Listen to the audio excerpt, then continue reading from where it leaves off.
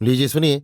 विश्वंभर नाथ शर्मा कौशिक की लिखी कहानी भाग्य चक्र, मेरी यानी समीर गोस्वामी की आवाज में। शाम के समय अपने एक मित्र के साथ मैं घूमने निकला। घर से निकलते ही मेरे मित्र ने प्रश्न किया, किस ओर चलोगे? चाहे जिधर चलो, अपना उद्देश्य तो केवल टहलना है। मैंने उत्तर दिया, अच्छा तो आओ, आज घाट चले। मित्र ने कहा, जिस घाट का नाम मित्र महोदय ने लिया वो गंगा का एक घाट है। वैसे तो गंगा तट पर अनेक घाट हैं, परंतु उक्त घाट अन्य घाटों की अपेक्षा अधिक रमणीक तथा शांत है। वहां अधिक भीड़ भाड़ नहीं रहती, विशेषकर संध्या समय। मैंने भी मित्र का प्रस्ताव पसंद किया और हम दोनों उसी ओर चले। थोड़ी दूर चलकर सहसा मित्र महोदय बोल उठे, सुनते हैं उस घाट पर एक साधु आए हुए हैं। आए होंगे, गंगा का तट है, अनेक साधु आते रहते हैं। हाँ, साधु सन्यासी तो बहुत आते रहते हैं, परंतु इनकी लोग बड़ी प्रशंसा करते हैं। सुना है ये किसी से कुछ मांगते वांगते नहीं, पढ़े लिखे आदमी हैं, अंग्रेजी जानते हैं, उर्दू हिंदी का भी काफी ज्ञान है। संभव है, चल तो रहे ही हैं, उनकी भी नब्ज देखेंगे। वैसे साधु सन्यासियों पर अपने राम की अधिक श्रद्धा भक्ति नहीं रहती। हाँ, ढोंगी बहुत आते हैं। अच्छा साधु तो कभी बरसों में कोई दिखाई दे जाता है। यह भी आजकल एक पेशा हो गया है। चाहे जो हो, परंतु एक बात तो अवश्य माननी पड़ेगी, रंगे कपड़ों का रोब पड़ता है। किसी सन्यासी को काशाय वस्त्र पहने देखकर कुछ आतंक सा अनुभव होता है, चाहे वो ढोंगी हो चाहे धूर्त। ये संस्कार की बात है। हम लोगों के संस्कार बाल्यकाल से ऐसे पड़ जाते हैं। हमको ये शिक्षा दी जाती है कि साधु सन्यासी पहुंचे हुए लोग होते हैं। वे कृपालु हो जाएं तो निहाल कर दें, क्रुद्ध हो जाएं तो अनिष्ट कर डालें। इसलिए सन्यासियों को देखकर सबसे पहले हमारे हृदय पर उनका आतंक छा जाता है, और यही बात हम लोगों के ठगे जाने का कारण भी होती है। इसी प्रकार की बातें करते हुए हम लोग उक्त घाट के निकट पहुंच गए। घाट के एक कोने पर एक मंदिर था और स्नानार्थियों के विश्राम के लिए 3-4 कमरे बने हुए थे। इसी ओर कुछ भीड़ भाड़ दिखाई पड़ी। मित्र महोदय बोले, ये भीड़ उन्हीं सन्यासी के कारण है, अन्यथा यहां इस समय इतने आदमी कभी नहीं रहते। भगवान जाने हम लोगों को कब बुद्धि आवेगी। जहां किसी साधु महात्मा को पाया, बस समझने लगते हैं कि परमात्मा आ गया। ये भी वही संस्कार है जिसका वर्णन तुम अभी कर चुके हो। लोग समझते हैं कि साधु महात्मा उनके कष्ट दूर कर देंगे, उनकी इच्छा पूर्ण कर देंगे, इसीलिए आते हैं। थोड़ी दूर और चलने पर हम दोनों उक्त स्थान के बिल्कुल निकट पहुंच गए। अब स्पष्ट दिखाई पड़ने लगा। एक तख्त पर एक सन्यासी बैठा हुआ था। नीचे पक्के फर्श पर चटाइयां पड़ी थीं। उन चटाइयों पर कुछ स्त्री पुरुष बैठे हुए थे। हम लोग निकट जाकर कुछ दूर पर खड़े हो गए। सन्यासी की वयस 30-32 से अधिक नहीं थी। गौरवर्ण, दोहरा बदन, परंतु कुछ कृशता लिए हुए, मुख पर शिक्षा तथा अनुभव का गांभीर्य, परंतु उसके साथ ही कुछ विषाद भी था। जब वो मुस्कुराता था तो उक्त विषाद और भी स्पष्ट हो जाता था। उस मुस्कुराहट में प्रसन्नता की पुट का अभाव था। हम लोग खड़े खड़े उसकी बातें सुनने लगे। वो कह रहा था, आप लोग मेरे पास क्यों दौड़ दौड़ कर आते हैं? मेरे पास कुछ नहीं है। मैं आपकी कोई भी सेवा नहीं कर सकता, कोई हित नहीं कर सकता। एक महाशय बड़ी भक्तिपूर्वक हाथ जोड़कर बोले, आपका उपदेश ही हमारे लिए सब कुछ है। वो भी मेरे पास नहीं है। मैं तो स्वयं ऐसे आदमी की खोज में हूं जो मुझे कुछ उपदेश दे। मैं भला किसी को क्या उपदेश दूंगा? फारसी की एक कहावत है, ओ ख्वेश तन गुमस्त कहरा रहबरी कुनद। जो खुद रास्ता भूला हुआ है वो दूसरों को रास्ता क्या बता सकता है? एक अन्य महोदय बोले, महात्मा लोग ऐसी ही बातें किया करते हैं। मैं तो महात्माओं के पैरों की धूल भी नहीं हूं भाई, तुम लोग मुझे ना जाने क्या समझ रहे हो। उसकी बातें सुनकर मैंने मित्र से धीमे स्वर में कहा, या तो ये सचमुच अच्छा आदमी है और या फिर परले सिरे का धूर्त है। जो पक्के धूर्त होते हैं वे अपने प्रति लोगों की श्रद्धा भक्ति बढ़ाने के लिए आरंभ में ऐसी ही बातें किया करते हैं। सहसा उसने हम लोगों की ओर घूमकर देखा। हम लोगों की कानाफूसी का स्वर शायद उसने सुन लिया, यद्यपि समझना असंभव था। हम लोगों को देखकर उसने मुस्कुराते हुए कहा, आप लोग खड़े क्यों हैं, आइए बैठिए। बैठने की इच्छा न होते हुए भी हम लोग उसका निमंत्रण स्वीकार न कर सके। चुपचाप जूते उतार कर एक और चटाई पर जा बैठे। कुछ देर तक हम दोनों को ध्यानपूर्वक देखने के पश्चात उसने पूछा, आप लोग यहीं के रहने वाले हैं? मित्र महोदय झट बोल उठे। जी हाँ। कुछ क्षणों तक मौन रहकर वो हम लोगों को देखता रहा। ऐसा जान पड़ता था मानो वो हमारा अध्ययन कर रहा है। अपने राम मन में बोला, चाहे जितना गौर से देखो, हम लोगों को समझना सरल नहीं है। हम लोग भी बड़े पहुंचे हुए हैं। कुछ क्षणों के पश्चात सन्यासी ने हम दोनों की जाति पूछी। वो भी हम लोगों ने बता दी। फिर व्यवसाय पूछा। उसका भी समुचित उत्तर दे दिया गया। अब सन्यासी हम ही लोगों से बातें करने लगा। अन्य लोगों ने जब देखा कि उनकी ओर सन्यासी ध्यान ही नहीं देता, तब वे एक एक दो दो करके खिसकने लगे और थोड़ी देर में केवल हम दोनों तथा एक अन्य व्यक्ति रह गया। दूसरे दिन संध्या समय हम लोग फिर उसी सन्यासी के पास पहुंचे। मेरे मित्र महोदय सन्यासी से प्रभावित हो गए थे और उनकी ये धारणा हो गई थी कि वो बना हुआ तथा ढोंगी सन्यासी नहीं है। यद्यपि मुझे अब भी संदेह था। आज उक्त सन्यासी के पास अधिक लोग नहीं थे, केवल 2 सज्जन बैठे हुए थे। इनमें से एक तो कोई 20-22 वर्ष का नवयुवक था और दूसरा 40-42 वर्ष का प्रौढ़।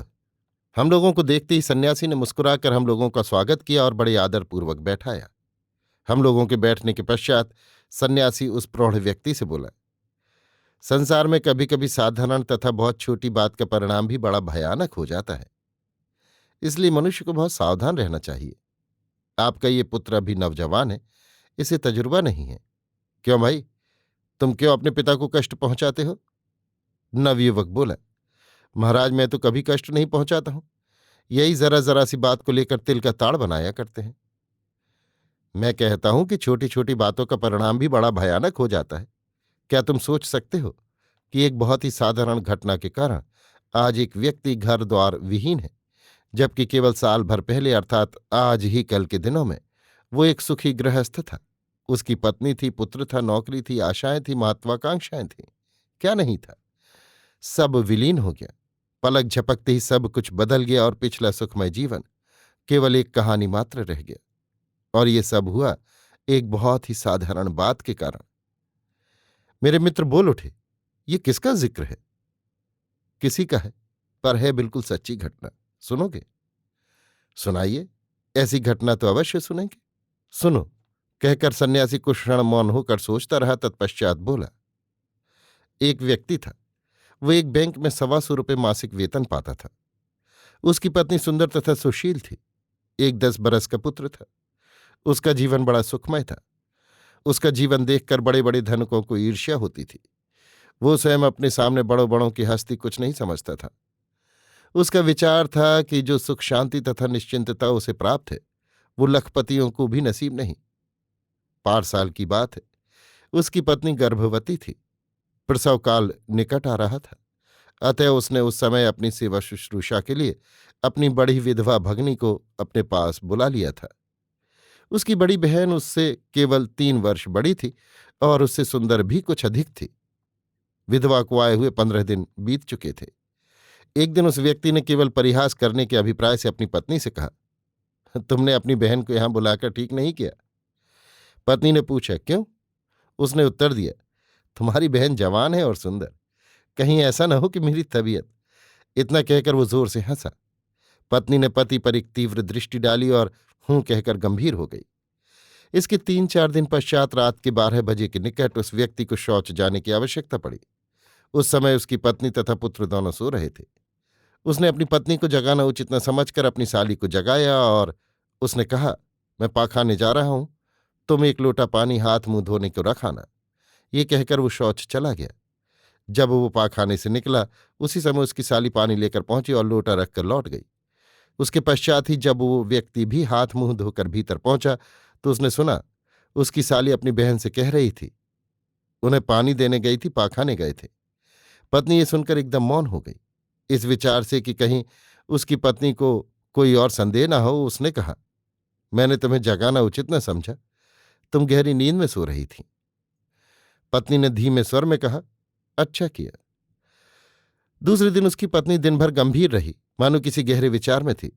रात में उसने पति से कहा, मेरा विचार है कि मैं मां के पास चली जाऊं। वहां ठीक रहेगा, यहां ठीक न रहेगा। पति ने पूछा, क्यों? ठीक क्यों न रहेगा? पत्नी बोली, पहले जब मुन्नू हुआ था तब तो सास जी थी, उन्हें सब अनुभव था, जीजी को अनुभव नहीं है। उनके कोई बच्चा नहीं हुआ तो अनुभव कहाँ से हो। इससे वहीं ठीक रहेगा। वहां माँ है, वो सब जानती बूझती हैं। पति ने कहा, ये बात थी तो तुमने अपनी जीजी को बुलाया ही क्यों? पत्नी बोली, हाँ, ये भूल हुई। उस समय मुझे इस बात का ध्यान भी नहीं आया था। खैर, आ गई तो क्या हुआ, यहां इतने दिनों रह ली, जी बहल गया। उस व्यक्ति ने कहा, हाँ, ये तो ठीक है, परंतु तुम्हारे वहां चले जाने में मुझे तो बड़ा कष्ट हो जाएगा। पत्नी बोली, कष्ट काहे का? खाली खाने पीने का कष्ट होगा, सो महीने 2 महीने के लिए ब्राह्मण रख लेना। अधिक से अधिक मुझे 2 महीने लगेंगे। पति ने समझ लिया कि उसकी पत्नी को उसके तथा उसकी साली के संबंध में कुछ संदेह हो गया है। वैसे तो चाहे ना भी होता, पर वो व्यक्ति एक दिन स्वयं हंसी हंसी में कह चुका था कि तुमने अपनी बहन को बुलाकर ठीक नहीं किया, इसलिए पत्नी को संदेह होना स्वाभाविक ही था। ये सोचकर पति अधिक कुछ न कह सका, क्योंकि उसे भय हुआ कि कहीं अधिक कहने से उसकी पत्नी का संदेह दृढ़ न हो जाए कि जीजी को यहां रखने के लिए ही मायके नहीं भेज रहे हैं। ये सब सोच समझकर पति ने कहा, जैसा तुम उचित समझो, परंतु मेरी समझ में वहां जाने की कोई आवश्यकता नहीं है। पत्नी बोली, आवश्यकता है। मेरा जाना कई कारणों से आवश्यक है, समझे। तुमने स्वयं कहा था कि जीजी को यहां बुलाना ठीक नहीं हुआ। पति बोला, अरे वो तो मजाक था। पत्नी ने मुस्कुराकर कहा, और मैं चाहती हूं कि वो मजाक ही रहे, इसीलिए मायके जा रही हूं। यहां रहने से संभव है वो कोरा मजाक न रह सके। वो व्यक्ति चुप हो गया। उसने कहा, जैसी तुम्हारी इच्छा। पत्नी के मायके जाने की सब तैयारी हो गई। वो व्यक्ति बोला, तुम्हारे साथ जाने के लिए कैसा क्या होगा, मुझे तो छुट्टी मिलना कुछ कठिन है। वैसे आवश्यकता तो कुछ नहीं है। कुल 5 घंटे का सफर है और दिन का सफर है। यहां तुम्हें गाड़ी में बिठा दूंगा, तुम्हारे भाई को तार दे दूंगा, वो वहां स्टेशन पर आ जाएगा। पत्नी बोली, ठीक है, गाड़ी कहीं बदली नहीं जाती, पहले भी एक दफा ऐसे जा चुकी हूं, किसी के साथ जाने की आवश्यकता नहीं है। ये निश्चित होने पर पति ने अपने साली को स्टेशन पर आने के लिए तार दे दिया और सवेरे 10 बजे की गाड़ी पर अपनी पत्नी, लड़के तथा साली को बिठा दिया। जिस समय ट्रेन छूटी, उस समय एक क्षण के लिए उसके मन में सहसा ये बात उठी कि उसने पत्नी को भेजकर गलती की। पर दूसरे क्षण ट्रेन स्टेशन से बाहर हो चुकी थी। अब मैं आपसे पूछता हूं, इस घटना में आपको कोई असाधारण बात मिलती है? मैं बोल उठा, इसमें तो कोई असाधारण बात नहीं, बिल्कुल मामूली बात है। और ये बात भी आप मानेंगे कि उस व्यक्ति ने जो अपनी पत्नी से परिहास किया था वो भी मामूली बात थी? सन्यासी ने कहा, बिल्कुल ऐसा बहुधा होता है, यद्यपि इसे कुरुचिपूर्ण परिहास कहते हैं। कुरुचि और सुरुचि की बात छोड़िए, प्रश्न तो केवल ये है कि ये कोई ऐसी बात नहीं थी जिसका कोई भीषण परिणाम होता। नहीं, जब वो मायके चली गई तो किसी भी भीषण परिणाम की संभावना नहीं रही। हाँ, यदि वो रहती तो संभव था कि जो बात परिहास में कही गई थी वो सच हो जाती। उस दशा में कोई असाधारण परिणाम होना संभव था। सन्यासी ने अपने नेत्र बंद कर लिए। कुछ क्षणों तक वो मौन रहा। इसके पश्चात उसने नेत्र खोले। उसके नेत्र लाल हो गए थे और उनमें तरी आ गई थी। उसने किंचित गदगद कंठ से कहा, वो दिन पति पत्नी पुत्र तथा साली की भेंट का अंतिम दिन था। उसके पश्चात आज का दिन है। उस व्यक्ति की उन लोगों से भेंट नहीं हुई। मैं विस्मित होकर बोल उठा, क्यों, क्या हुआ? जिस गाड़ी से वे गए थे वो गाड़ी स्टेशन के पास लड़ गई और तीनों की मृत्यु हो गई। पार एक ट्रेन लड़ी थी, शायद आप लोगों ने समाचार पत्रों में पढ़ा होगा। मैं बोल उठा, मुझे याद है, उसमें बहुत से मनुष्य हताहत हुए थे। वही, उसका पति ट्रेन लड़ने का समाचार पाकर उनकी तलाश में गया, पर कोई पता न लगा। ट्रेन लड़े 36 घंटे हो चुके थे और सब लाशें ठिकाने लगा दी गई थीं।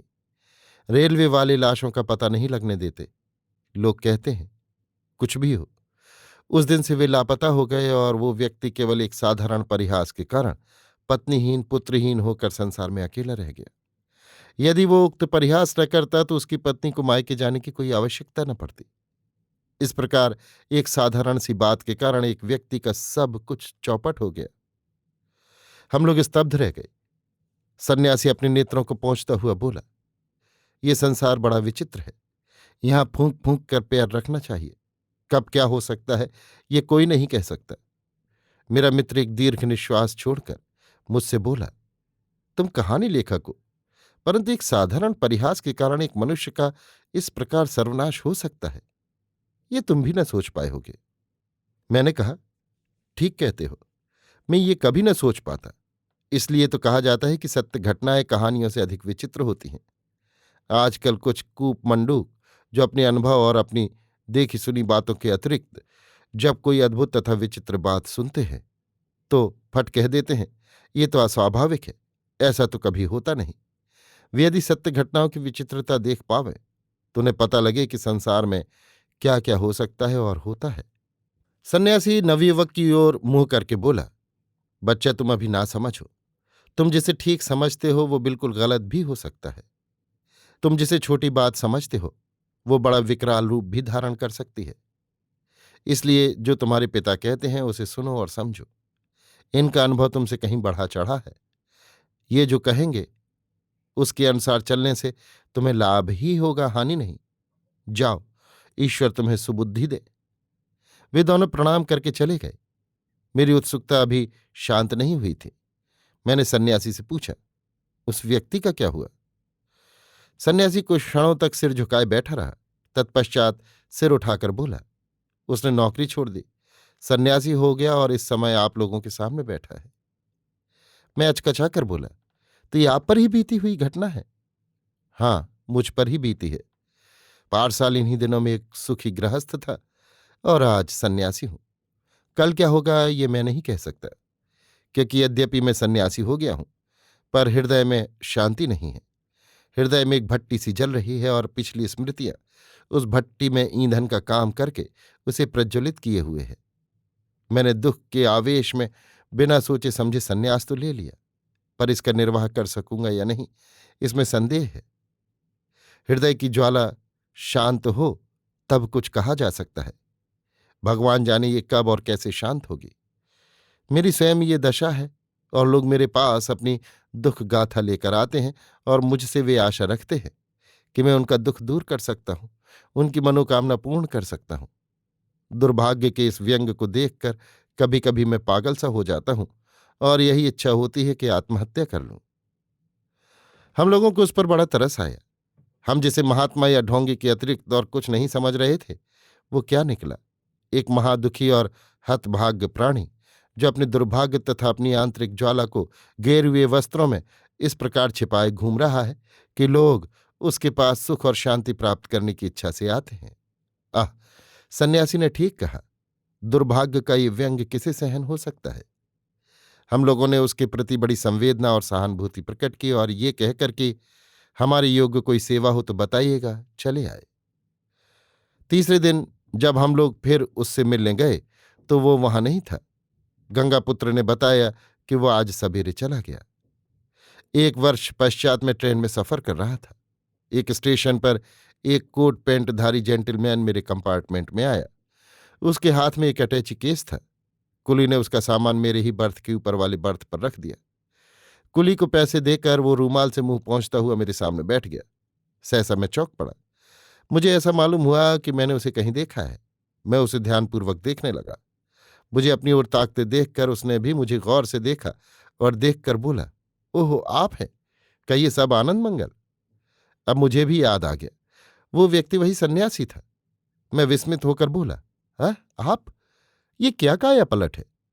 उसने ओठों पर उंगली रखकर मुझे चुप रहने का संकेत किया। मैं चुप हो गया। कुछ क्षणों तक चुप रहने के बाद वो मेरे पास खिसक आया और धीमे स्वर में बोला, मैंने आप लोगों से कहा था कि जब तक मेरे हृदय की ज्वाला शांत न हो जाए तब तक मैं ये नहीं कह सकता कि मैं अपने सन्यास का निर्वाह कर सकूंगा या नहीं। आप लोगों से उस दिन बातचीत होने पर मैं रात भर बेचैन रहा। मेरा जी वहां से उचाट हो गया। अतएव मैं दूसरे दिन सवेरे ही वहां से चल दिया। 6 महीने तक इधर उधर फिरता हुआ मैं एक गांव में पहुंचा, क्योंकि शहरों से मेरा जी उब गया था। शहरों में या तो लोग मुझे महात्मा समझकर मेरा आदर सत्कार करते और मुझसे ऐसी बातों की आशा रखते थे जो मेरे फरिश्ते भी न कर सकें, या फिर धूर्त और ढोंगी समझकर तिरस्कार करते थे। इसलिए मैंने एक गांव में डेरा डाला। वहां एक बुढ़ा मेरा बड़ा भक्त हो गया। उससे भी मैंने अपनी दुर्भाग्य गाथा सब कह दी थी। वो मुझे अपने घर ले गया और उसने मुझे अपने ही पास रखा। उसकी एक 20-22 साल की कन्या थी जिसका विवाह वो धनहीनता के कारण नहीं कर सका था। पहले पहल वो मेरे पास यही पूछने आया था कि वो अपनी कन्या का विवाह कब कर सकेगा। मैंने उसे संतुष्ट करने के लिए कह दिया था कि 1 साल के अंदर ही हो जाएगा। इससे वो मेरा बड़ा भक्त हो गया और मुझे अपने पास हट करके ले गया।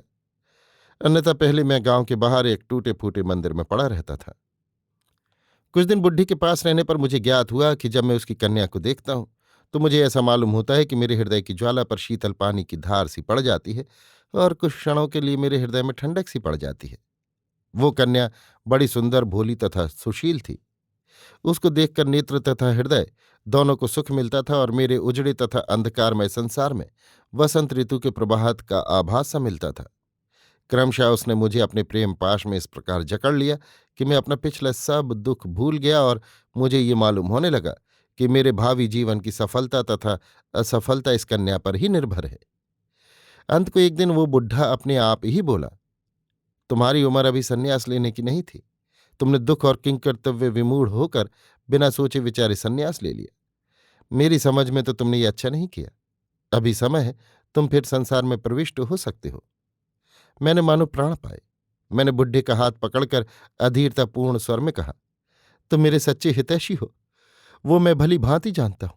मुझे सदैव के लिए पक्का सन्यासी अथवा एक सुखी गृहस्थ बना देना तुम्हारे ही हाथों में है। बोलो, क्या कहते हो, क्या चाहते हो? मैं चाहता हूं कि तुम संसार में सुखी रहो।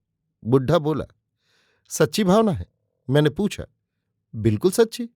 तो अपनी कन्या मुझे दे दो। सन्यासी को भिक्षा दे रहे हो ये समझ कर दो, या एक अभागे का भाग्य पलट रहे हो ये समझ कर दो। किसी भी तरह दो, मैं उसे अपनी अर्धांगिनी बनाने को तैयार हूं। मेरे आहत हृदय के लिए यही मरहम है। मेरे हृदय की आग बुझाने के लिए यही शीतल जल है। बोलो, क्या कहते हो? मेरे भाग्य का फैसला तुम्हारे ही हाथों में है। बुड्ढा कुछ क्षण तक मेरी ओर चकित नेत्रों से ताकता रहा। तत्पश्चात मेरे सिर पर हाथ फेरते हुए बोला, यदि मेरी कन्या एक व्यथित तथा भटकती हुई आत्मा को सुख शांति दे सकती है तो इससे बढ़कर उसका उपयोग और क्या हो सकता है। परमात्मा ने तुम्हारे लिए ही उसे अब तक कुंवारी रखा। जाओ, मैंने उसको तुम्हें सौंपा। परमात्मा तुम दोनों को सुखी करे। उसी दिन मैंने अपना सन्यासी वेश त्याग दिया और बाद में वहीं उस कन्या से विवाह कर लिया। अब आजकल मैं फलानी जगह में रहता हूं और बीमे का काम करता हूं, जिससे मुझे अच्छी आमदनी हो जाती है। मैंने चकित होकर कहा, उफ, ये संसार बड़ा विचित्र है। खैर, आप सुखी हुए ये जानकर मुझे संतोष और प्रसन्नता हुई। पिछली बात तो याद नहीं आती? याद आती है, पर उनसे पीड़ा होना बंद हो गया। अब वो केवल एक भयानक स्वप्न की धुंधली स्मृति सी रह गई है। मैंने कहा, इस संसार में कुछ भी असंभव नहीं है, सब कुछ हो सकता है। वो हंसकर बोला, आप ठीक कहते हैं। कौन कह सकता था कि मैं फिर कभी गृहस्थ बनकर सुखी हो सकूंगा। परंतु ये भाग्य का चक्कर जो चाहे कराए। अभी आप सुन रहे थे विश्वंभरनाथ शर्मा कौशिक की लिखी कहानी भाग्य चक्र, मेरी यानी समीर गोस्वामी की आवाज में।